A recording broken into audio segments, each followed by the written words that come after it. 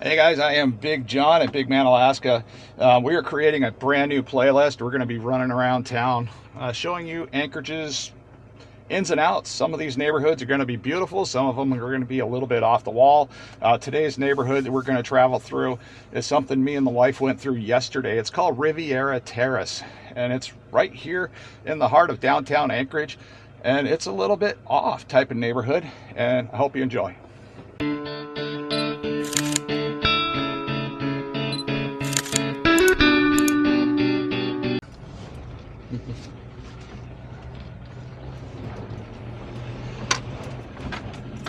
There is always something interesting and fun to see here in Anchorage, especially if you get off the beaten path.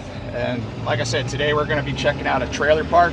Now, the reason I even drove through this trailer park, I drove through it yesterday with the wife because I wanted to see what it looked like now. Because 5 years ago, I was actually considering purchasing a home in this trailer park, and I was a bit surprised at what I saw. I was kind of wishing I had a camera and had everything filming yesterday, because it was a beautiful sunny day here in Anchorage. The temperature right now is about 34 degrees. We did have a bit of ice on everything, and we're turning on into the neighborhood now. And this is the Riviera Terrace trailer park. Now, this trailer park has been here since, I believe, somewhere in the 1960s, and it's had some problems. And some of those problems were, of course, it's a trailer park, which is one of those things, but they had installed a 25,000 gallon fuel tank to supply all of these trailer homes in this trailer park. So, and then the problem that happened, of course, when you install and they had a series of pipes running through this entire area to feed all these trailer homes, and eventually over time it all started to leak and became a problem.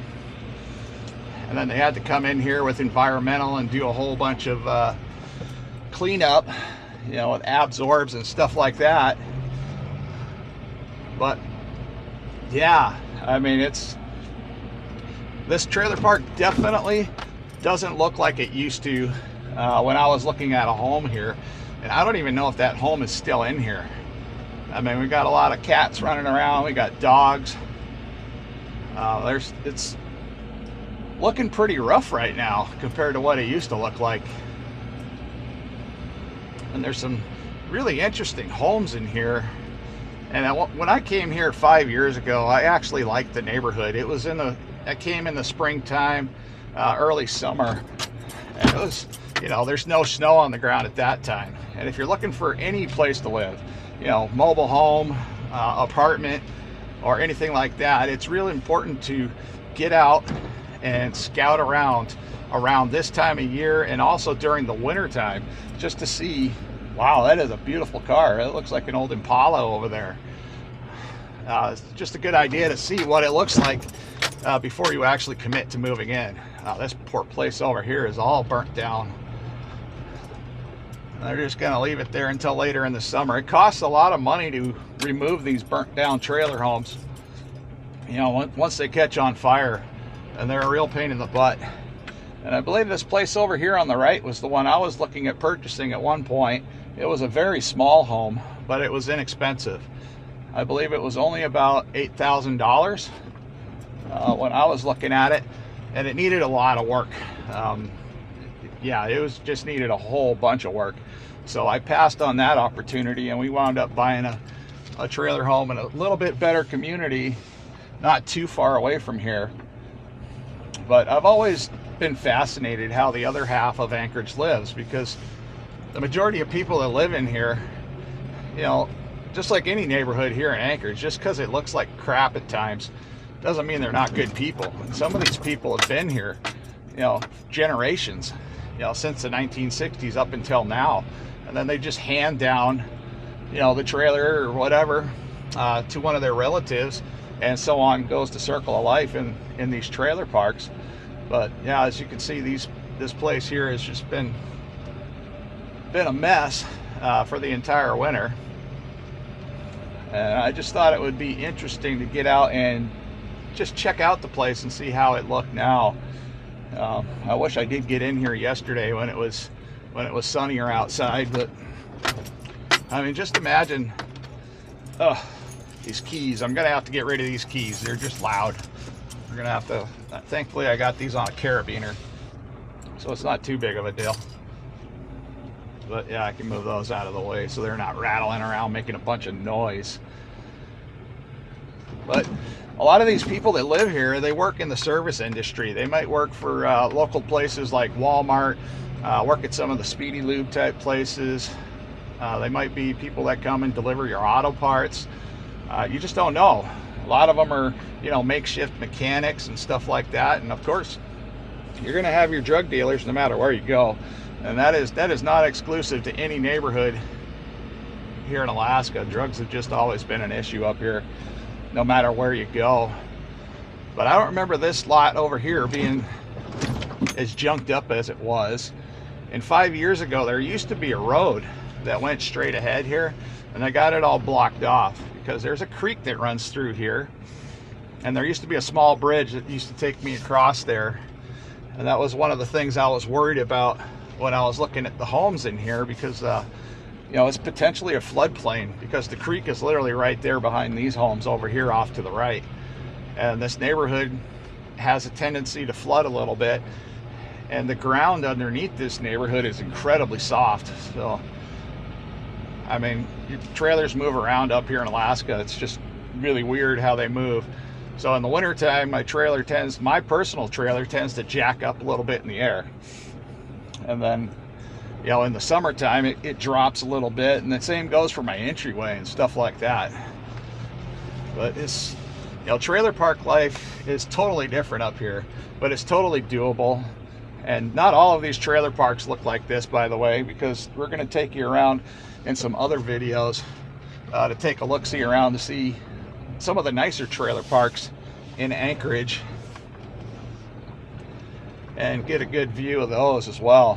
But this one here has definitely gone by the wayside since I looked at it years ago. It's just amazing how different this is, you know, compared to when I first looked at it. Now this one over here on the right, man, it's all sticks. Like somebody had a great idea to start rebuilding it, and it looks like there's a stop work flag on the side of it. So yeah, these people were actually in the middle of construction on that, and then the city came by and put a notice on there saying you can't build this anymore, it's not permitted or approved. It's just amazing the amount of trash. And it was a beautiful creek, and now it just doesn't look so nice. Well, anyways, a little bit of the history of that Riviera Terrace. Some of the problems they had there was widespread soil and groundwater contamination at the site, resulting from releases from an underground piped fuel oil storage and distribution system that included a 25,000-gallon oil tank system underground. The storage tank, formerly located in the northeast corner of the 29-acre mobile home park property. The heating fuel system was reportedly installed in the late 1960s to early 1970s, with heating oil from the main 25,000-gallon tank piped to individual mobile homes. So pretty much all the mobile homes that were in the park at the time had an underground fuel line, and that was just getting pumped on over to each one of them. The site includes portions of 2 residential lots north of the northeast area of the property. Solvent contamination was documented in near-surface soil adjacent to the garage door of the mobile home park maintenance shop. That's a problem, especially when you got a creek that runs directly through the trailer park.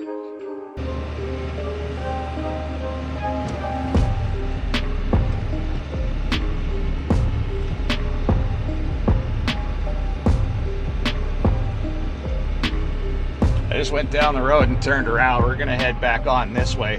But if you look off to the left, you can see the trailer homes. And over here to the right, you know, you can see some pretty nice apartments on the other side. But yeah, this is one of the roads we didn't travel down and show you. So we're gonna turn left up here, show you around the rest of the neighborhood if we can get through there. But there's a lot of interesting features to this trailer park, and not every single lot looks completely derelict and run down. But as time goes on, the longer people live here, they tend to collect more stuff. And then when they collect more stuff, it's a bit harder for them to figure out, where to put it, because they got stuff like people go camping. They want, motor homes and pull behind campers and trailers and four-wheelers and such. And even in the wintertime, it's tough to maintain a neighborhood like this, because it is pretty crowded, especially when you get a whole bunch of weight up there. And that poor place looked like it collapsed through the winter storm. And wow. Yeah, so that's a big issue up here too, is snow. If you don't clean the snow off of these older homes, you're looking at a roof collapse. So my family has to get up on my roof, because I was previously 435 pounds about 48 weeks ago. So my family has to get up on the roof and actually remove the snow. And now I think this winter, I'll actually be a safe enough weight where I can get up there and actually remove some of that snow. So if you want to learn more about how to lose weight, or how I've been losing weight, I do have a playlist on my channel. It's called Losing Weight in Alaska. And that's where I talk about my entire weight loss journey. I do a weekly update video every single week, and I try to stay on top of that. I'm currently doing the carnivore type diet, which is where I only eat meats and fats, and once in a while I might have something small that's not meats and fats, but I really try to keep it the majority meats and fats. But weird looking at this place and how it's definitely not what it was before, because I mean, it was just so beautiful in here. When I came to check it out, we got fences falling apart, we got trees falling over on the fences. Crazy. Yeah, this is different. Now there's a lot of trailer parks out in the Wasilla area too. They look pretty interesting. Okay, come on. I'm gonna go straight here because I haven't been down here. That's gonna take me up towards the retaining wall. And on top of that retaining wall right in front of us, that is actually the Boniface. And I think this road might actually hook around. Some of these yards are pretty big over here. I mean, so it's really all about what you do with your yard, what you do with your surroundings. I mean, anybody can, have a pretty decent life, even living in a trailer park. And nobody over here, not necessarily nobody, but one thing I've learned about trailers is sometimes they look like crap on the outside, but then when you walk on the inside, it looks like $1 million home. So I mean, the worst looking place on the outside could be the most beautiful place on the inside. Well, that's pretty typical for, homes out in Houston and Willow and stuff like that, because it's a whole lot. This place over here also collapsed. Man, that roof is just came in on it. Yeah, I couldn't imagine being in one of these homes and the roof comes in, while you're sitting at the kitchen table. That'd be a travesty. But you can probably see off over here to the right, we got a bunch of fences to separate the trailer park and the nicer properties. Yeah, I'm guessing the neighbors, they built this, oh, that's actually part of the creek over there. I thought that might have been an access road, but it is not an access road. Wow, I have never been on this side of the park, so I'm actually kind of interested.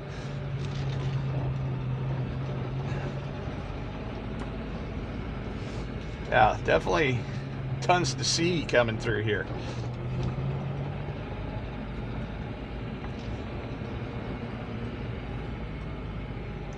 And here's another place that looked like their roof fell in too.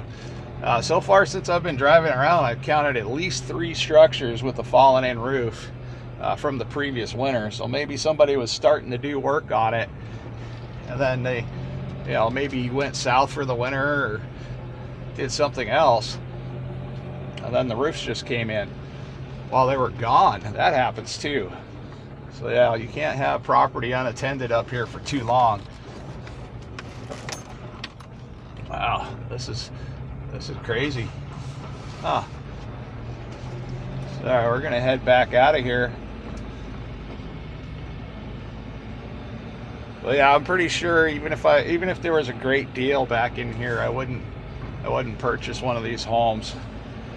just because of what happened to the neighborhood, you know, back in the 60s and 70s, whenever that oil line decided it was going to start leaking. So now the ground here is just completely contaminated, and it's probably going to stay that way. That's also why they most likely haven't removed this trailer park altogether, because here in Alaska they did have a thing where they were trying to get a lot of these trailer parks out of here, and then they realized housing was a bigger issue, because this is actually an incredibly affordable way to live, because you can purchase these trailer homes. You know, some of them you can purchase for, you know, $10,000 or $20,000. If you go through a financial type deal, you're looking at a price of around 45 to, you know, upper prices from there, like 45,000 and up. But I personally live in a 1975 Redmond's trailer, and it took a lot of damage, but we wound up fixing it up, so it's definitely worthy of living in, and it's very unique. That's one thing I like about these trailer homes, is you can make them however you want. It doesn't cost a lot, and if you own it, it's just, you don't have to worry about much. You're just paying your lot rent and basic utilities. So it's not like spending $1,600 a month on one of these apartments over here. So now these places have garages in front of us, so the price of those places there, you know, could be anywhere from $1,600 up, and I've seen prices as high as $3,500 a month for some of these type of units. So yeah, you really got to watch the market, and hopefully you might find a good deal and comfortable place to live if you're deciding to, you know, move around Anchorage. This is the time that people move. It's spring. But anyways, guys, I hope you enjoyed today's trip around Anchorage. We'll definitely be out and do it again. I do have several neighborhoods I want to go check out. This one actually surprised me a little bit, you know, because like I said, I was going to purchase a home there. I don't know if I would have wanted to stay there if it turned out to look like that. And another thing, you always got to check your neighborhoods out before you move into them. You want to check them out in the wintertime, in the summertime, during breakup here in Alaska. 3 most important times a year to check out properties, because access is everything. Parking is another thing. If you don't have enough room to park your stuff, don't just assume you're going to have, because you got to put your snow somewhere. So all right, guys.